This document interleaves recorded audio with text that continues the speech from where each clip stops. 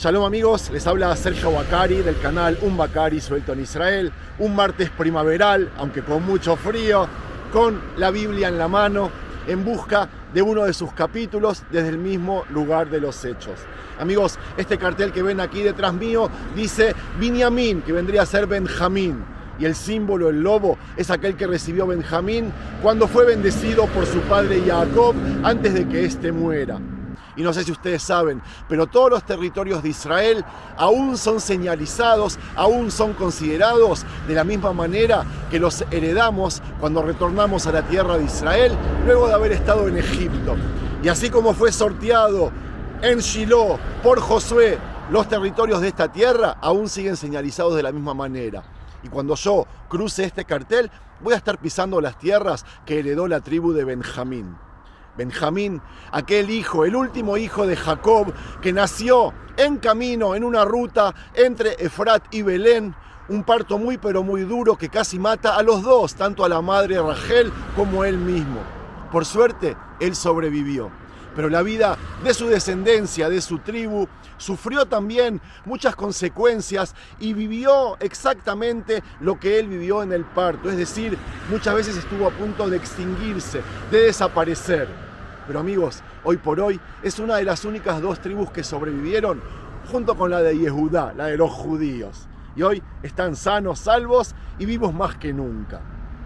Amigos, voy a volver al paseo que hice el domingo, al lugar de la tumba del profeta Samuel, porque ahí hay un balcón espectacular que muestra todas las tierras que heredaron los hijos de Benjamín.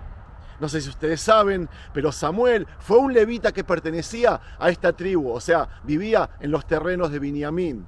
Él ungió al primer rey de Israel, Shaul, que también pertenecía en ese momento a la tribu más chiquita de todas, la de Benjamín.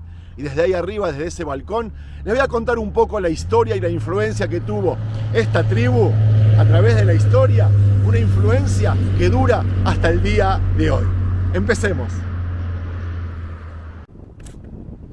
Amigos, permítanme quitarles un minuto de su tiempo para recordarles que en la descripción de este y demás videos que publico hay instrucciones de cómo unirse a nuestros grupos de WhatsApp o Telegram y demás cosas que les puede llegar a interesar.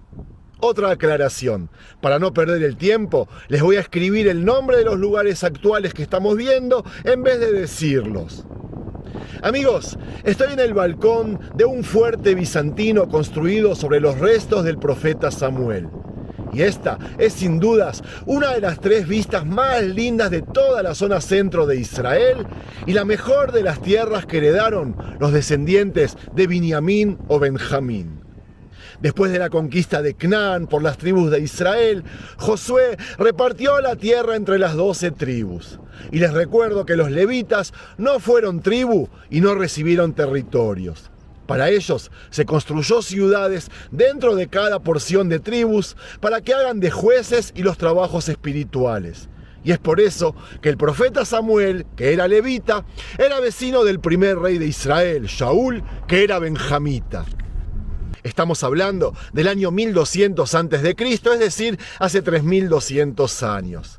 Años en que Yehoshua o Josué asignó a Binyamin el territorio entre las tierras de Efraín al norte y Yehudá al sur, con el río Jordán como frontera oriental, y también incluyó muchas ciudades históricamente importantes como Betel o Gibea. Tanto los sabios judíos como la ciencia moderna identificó la mayoría de las ciudades de Binyamin mencionadas en el libro de Josué y son estas que estamos viendo desde aquí arriba. Probablemente, amigos, el límite oeste de la tribu de Benjamín se habría extendido hasta el mar Mediterráneo y para mí es lógico si miramos el mapa. Uno de los extremos más meridionales del territorio de Benjamín es la fuente de las aguas Neftoa, un lugar identificado por hoy como Kfar Lifta, que está situado a la izquierda de la entrada de Jerusalén. Enseguida lo vamos a ver. Hoy por hoy es un pueblo árabe que está abandonado y les recuerdo que allí hicimos un par de videos. Y si hablamos de Jerusalén, la pregunta del $1.000.000 es si Jerusalén le pertenecía a Binyamin o a Yehudá. Y les paso a explicar. Jerusalén está en el territorio asignado a la tribu de Benjamín. Punto. A ellos les pertenece por historia. ¿Qué pasó que logró confundir a la gente? En esos días de la conquista se llamaba Jebús.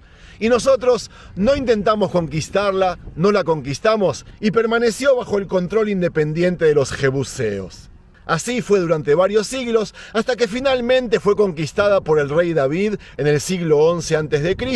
y él la convirtió en la capital del Reino Unido de todo Israel. Al ser conquistada por David, que pertenecía a la tribu de Yehudá, de Judea, comienza la confusión que se agrava aún más cuando es nombrada capital del reino de Israel al principio, pero del reino de Judea, una vez separados ambos al morir el rey Salomón. Después de la desintegración de la monarquía unida, Jerusalén continuó como la capital del reino meridional de Judea, y es por eso que la gente se cree que Jerusalén fue desde siempre judía. En realidad, pasó lo mismo que con toda la tribu de Benjamín. Todo el mundo sabe que ella sobrevivió, pero nadie sabe que es descendiente de Benjamín. Tanto Jerusalén como la tribu de Benjamín fue devorada, por decirlo de alguna manera, por los judíos. Yo también, por dar otro ejemplo. Yo soy descendiente de levitas que vivían en esta zona y por eso sobreviví como tal.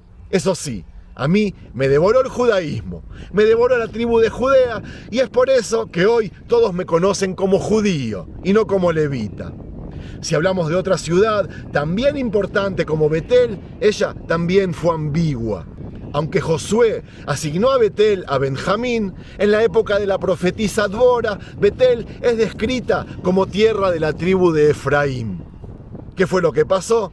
Unos 20 años después de la ruptura de la monarquía unida, Abías, el segundo rey del reino de Judea, derrotó a Jeroboam, rey de Israel, y tomó las ciudades de Betel, Jeshná y Efrón con sus 2 aldeas circundantes. Y amigos, se cree que Efrón es el Ofrá que también fue asignado a la tribu de Benjamín por Josué. La situación entre la tribu de Efraín y el reino de Yehudá pudo haber sido profetizada en la bendición de Moshe, donde se describe como morada entre los hombros de Dios. Amigos, desde la conquista de la tierra prometida por Josué hasta la formación del primer reino de Israel, la tribu de Benjamín fue parte de una confederación de tribus israelitas. Ningún gobierno central existía. Y en tiempos de crisis, el pueblo estaba dirigido por líderes conocidos como jueces. Casi toda la tribu de Benjamín, incluidas las mujeres y los niños, fue aniquilada por las otras tribus de Israel después de la batalla de Gibea. Y eso es importante saber. El libro de los jueces cuenta sobre la violación hasta la muerte de la concubina de un miembro de la tribu de Leví por la gente de Gibea y de un hombre que despedazó el cadáver enviando un pedazo a cada tribu. Las otras tribus de Israel buscaron venganza y pidieron que les entregara a los habitantes de Gibea para ejecutarlos. La tribu de Benjamín se negó y ahí comenzó una guerra civil. Mientras seguimos viendo las espectaculares tierras que heredaron los hijos de Binyamin, es increíble esta vista, no me lo nieguen. Les cuento de que la primera vez los benjaminitas ganaron la batalla y masacraron 22.000 hombres. La segunda vez ganaron de nuevo y mataron a 18.000 hombres, hijos de Israel. Pero la tercera vez los emboscaron y los hijos de Israel ganaron la batalla y la guerra final.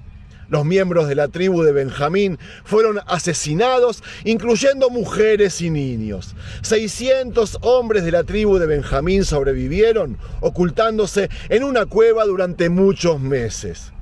Pasó el tiempo y las otras tribus de Israel comenzaron a ponerse tristes ante la pérdida cercana de la tribu de Benjamín. Estaba por extinguirse. Nadie estaba dispuesto a dar a su hija en matrimonio con ellos porque habían prometido no hacerlo. Les habían hecho un boicot, pero ahora empezaron a arrepentirse. Entonces decidieron permitir que estos 600 hombres tomaran como esposas a las mujeres vírgenes de Yabes, porque sus habitantes no habían mostrado preocupación por la tribu casi perdida de Benjamín y no vinieron a llorar con el resto de Israel. Con todo eso, aún quedaban 200 hombres que se habían quedado sin esposas, no habían conseguido.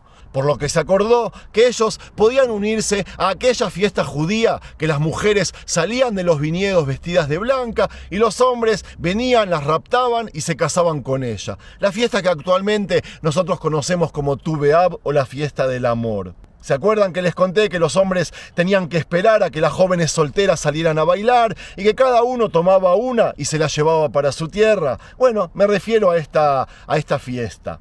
Paralelamente en la historia y respondiendo a una creciente amenaza de las incursiones filisteas, las tribus de Israel formaron una monarquía fuerte y centralizada. El primer rey fue Saúl de esta tribu, que en aquel tiempo era la más pequeña de todas las tribus, como les dije al principio. Después de la muerte de Saúl, todas las tribus, excepto la de Yehudá, permanecieron leales a la casa de Saúl, pero después de la muerte de Ish-Boset, hijo de Saúl, y sucesor del trono de Israel, la tribu de Benjamín se unió junto a las tribus de Israel a David, rey de Judea.